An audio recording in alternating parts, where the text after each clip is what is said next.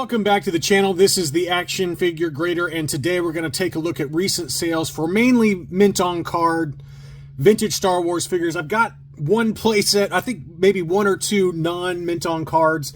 The Death Star Space Station, I think we got the Max Rebo band, but I think the vast majority of these are either graded or ungraded mocks, and there were some really good deals out there, depending on your budget and kind of how mint they have to be, things like that. But there were some good deals.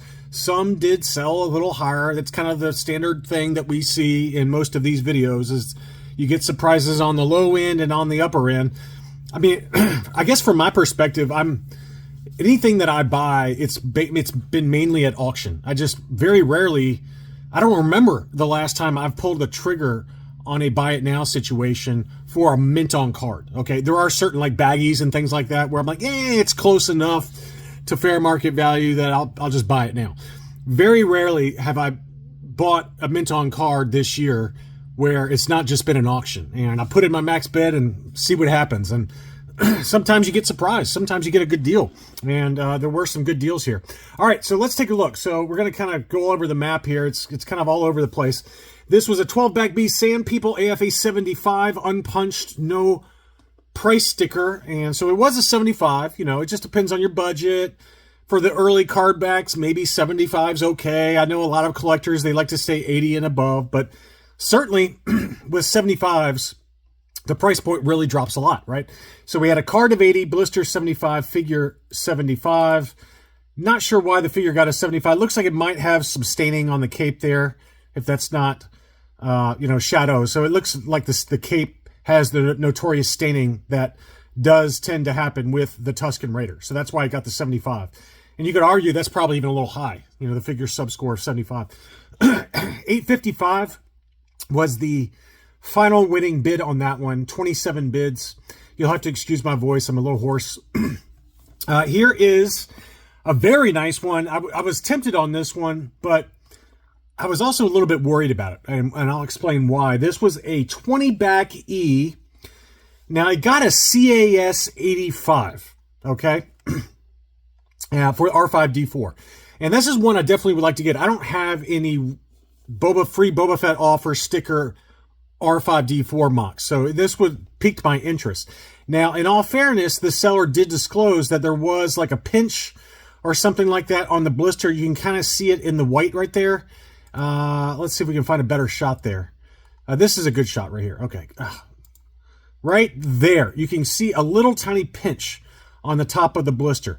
Now, CAS gave it an 80 for the blister score. I would argue that's too high. I think the blister score is really more like a 75. And that's why it sold for what it did. This is not an 85. This is not an overall 85. This one is 100% overgraded by CAS.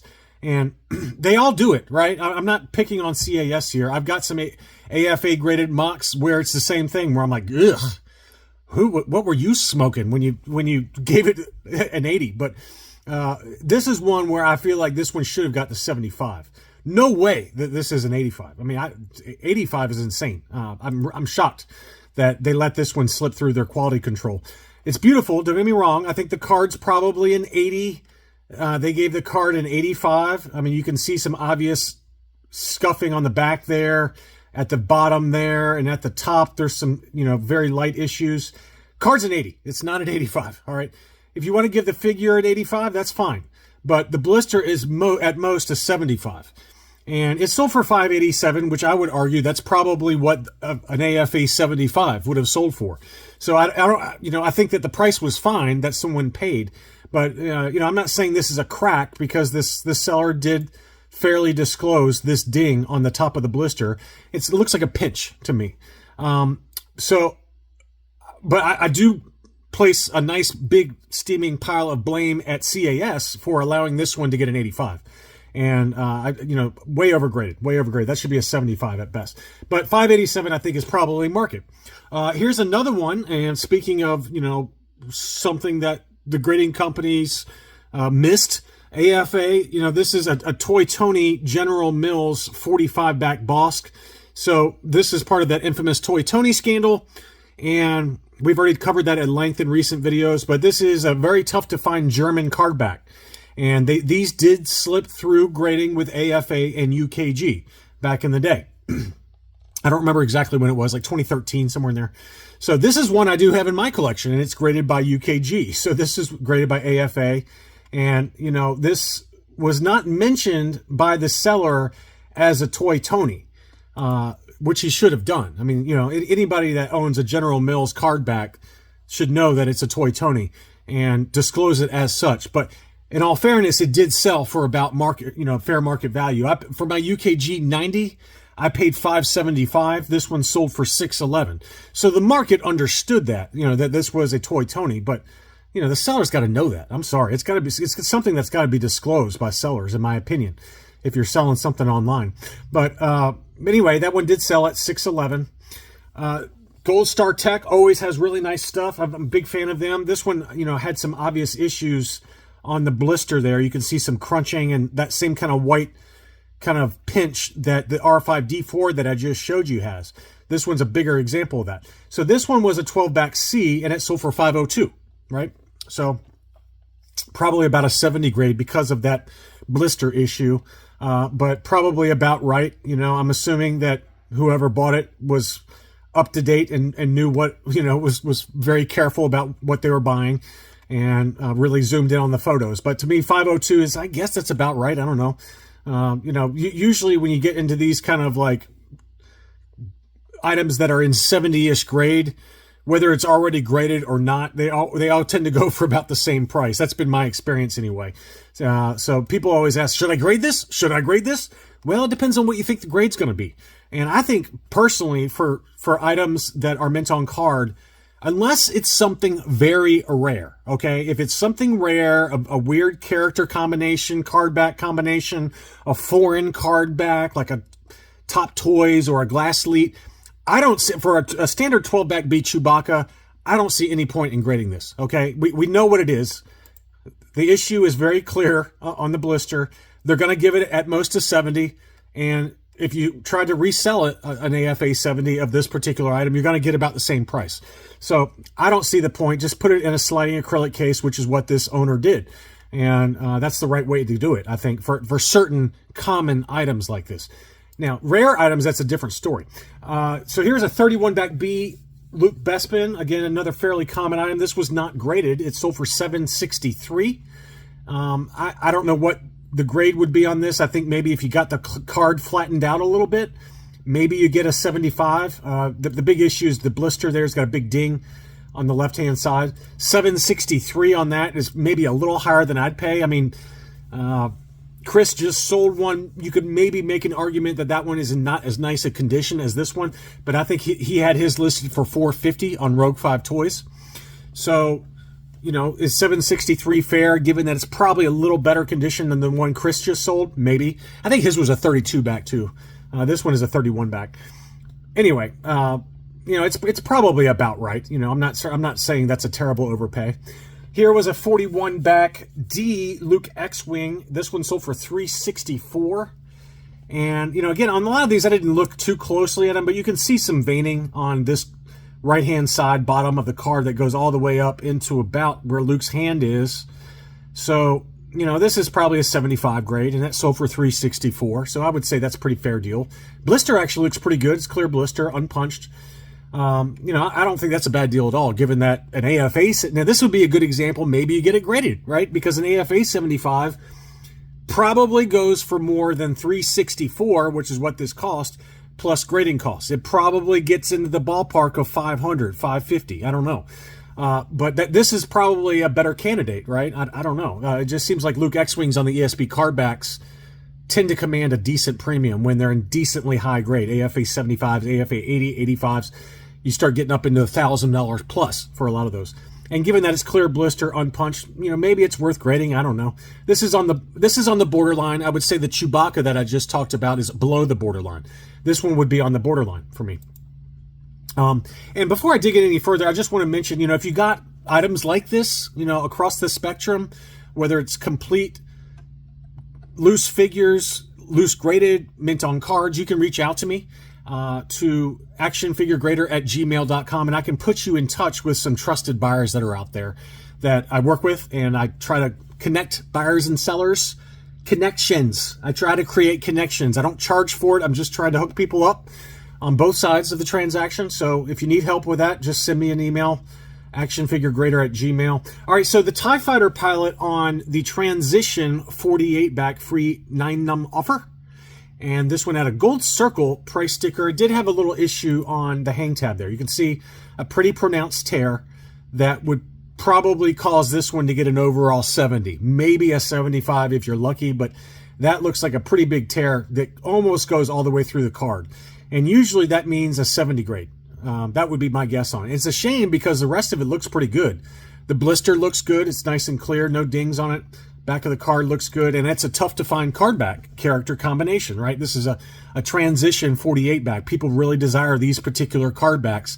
We've talked about a Yoda and a Darth Vader and a Ben Kenobi that have all sold for big money. I mean, $1,000, $2,000, $2,500 in high grade. So these particular Cardbacks, no matter what the character, these are worth grading if they're in good shape. And this one, unfortunately, I think because of that major structural issue above the hang tab, probably not worth grading. You know, $255, slap it in an acrylic case, that's a good deal. You can check it off your list if you're making a run at all these Transition Cardbacks. All right, now here's one that is a really good grading candidate. Now this one's already graded, but if you have one in similar condition and even in worse condition, these are good candidates to get graded. If if they're fully sealed, no, ink touch up and no blister reseal, and you got one of these Top Toys Argentinian Darth Vaders, they are very desirable and probably worth grading if you got one in your collection, no matter what the condition is. This was an AFA 80 and it sold for $1,262, which is actually down. I was expecting closer to $1,500. I feel like I saw on Hakes maybe 2 or 3 sessions ago one of these that was in similar grade, if not below this, that sold for more. So I thought this was actually a really good deal on the Top Toys Argentinian Darth Vader. These actual figures were made in that particular factory in Argentina. They have no peg holes. They're specific to that factory, so they're very desirable, and obviously the Cardbacks are very unique. And they made them for Luke Jedi, Yoda, Chief Chirpa, Logray, Stormtrooper, and then of course Vader. So those are the characters I think that are only available on that Cardback. $1,262 though, actually a really good deal for what that one was, I thought. Next up is a Dutch Clipper Chief Chirpa. So this was a Palatoy Cardback with the Dutch Clipper offer on the back as well as on the front. So, again, this one sold for $172. It's ungraded, but it's a foreign Cardback, kind of desirable. It's a, more common character, but, this is on the, I think given the price point on this, of $170, maybe it's worth grading. I don't know. That's a pretty good candidate. I don't know why I'm stuck on bringing that back as grade or not grade, but I've gotten a lot of those questions lately, and I can't answer that for all of you. It's your decision, right? Someone asked me, he's like, "Hey, I've got a Lily Letty Boba Fett loose. I want to grade it. Should I grade it or not?" I have no idea. It all depends on the condition. An AFA 80 goes for like $750. An AFA 80 plus, you might get $950. An AFA 85 might be $1,500. That's a huge swing from $700 to $1,500. Are you going to resell it? Are you going to keep it in your collection? So these are all factors that you have to keep in mind. And I've made videos on this. You can go back and look on the channel. Should I grade or should I not? I don't know where they are. It's impossible to find anything using the search mechanism, but they're in there. I think under the collectibles industry playlist, you'll find some useful videos like that. Comparing AFA to CAS. There's all kinds of like non-price guides that are in the collectibles industry video playlist. So go check those out. And I think a lot of you'll find some useful information for those of you that are looking to make those kind of decisions. All right, I'm getting off topic. Chief Chirpa 172. Here was the laser rifle carrying case, still factory sealed, $187.50. Pretty good deal, really. I mean, I don't know what you do with this. I've seen graded examples of this. It's just so big. It's so wonky. I mean, this looks like something from Aliens, like the movie Aliens. I could see Sigourney Weaver or one of the Colonial Marines carrying around one of these things. It's a very strange item. But $187.50 on that. We had another Luke 77 back that sold, probably 75 plus or an 80 grade. That one sold for $269. We've beat that to a dead horse, but those Luke Jedis are the common Luke Jedis mint on card. I'm not talking about molded face. I'm not talking about blue sabers. I'm just talking about common green saber, standard Taiwan and Hong Kong Luke Jedis. Mint on card, they've really come back down to earth, so don't overpay for them. But 269 is about right. Here was a Tri-Logo Lando. I think this one has the French Meccano blister. It's you know, you guys can correct me that you are experts out there, but this one looks like the French Meccano blister. It's obviously a lot smaller than the standard Palatoy blister, but I thought, you know, it's yellow, but it's a nice condition overall. 303 was the final sales price on that one. I think I paid $375. Is that right? For my AFA 80 Plus. Now mine's the standard blister. It's a standard Palatoy larger blister, but 303 on that. It's, you know, it's a little higher, but it is a tougher to find blister type. It just feels like French Meccano blisters on the Tri-Logo Cardbacks, they command a little bit of a premium, even slightly yellowed like that. So I thought it wasn't a terrible deal. AFA 85 line art, Jabba the Hutt, 660 on that one. I've heard many stories on this. This one got a qualified scale. You know, I have no idea whether this is something that was done after the fact. There are those, you don't have to comment. I already know. You guys have commented many times that these are made after the fact. But AFA still grades them, so I thought I'd show it. They give it a qualified grade. So I don't know if that's because they know that it's overstock or because they can't verify that this is a actual factory licensed item versus an aftermarket thing. So that's the only reason I can think of that it would get a qualified. It looks like it's factory sealed to me. Maybe it's not. But anyway, AFA 85 sold for $660. AFA 75 for General Madine. This was the Kenner Canada version of the 65A. Pretty cool. And this one was a clear blister, 75, 75, 85. I've already beat up on General Madine enough in one of my recent videos. I love General Madine. I wasn't trying to pick on General Madine. I was just trying to be funny, okay? I wasn't picking on anybody that are single either, okay? I got some hate messages saying I'm picking on people, saying that I'm being mean for those of you that are single. We were all single one day. If you want to stay single your whole life, go ahead. My brother is 45 and he's still single. So it's okay. I'm not picking on anybody. I'm just trying to be funny to lighten things up. Don't take everything so seriously. This was an AFA 75, sold for $227.50. This is, again, the Kenner Canada. I thought that was a pretty good deal. That presents a lot better than a 75 grade. And then Jeff's Collectible Empire had 3 different mocks that I wanted to cover. This was a yellowed 80 plus 41 back E Ugnaught. That one sold for $394. The AT-AT driver sold for huge money. Huge. 41 back E, and it was yellowed. Now, admittedly, it was only lightly yellowed, but it was a punched example. Yellowed 80, and it sold for $1127. Wow. That is way more than I was expecting. I was thinking like $600 to $700 max. That, maybe it's because it's offerless, and maybe, it might be the, one of the close to the debut cards. I think the 41A is the debut, but $1127? That's too much. Too much. Don't spend that. Too much money for a yellow blister and punched. No way I spent that.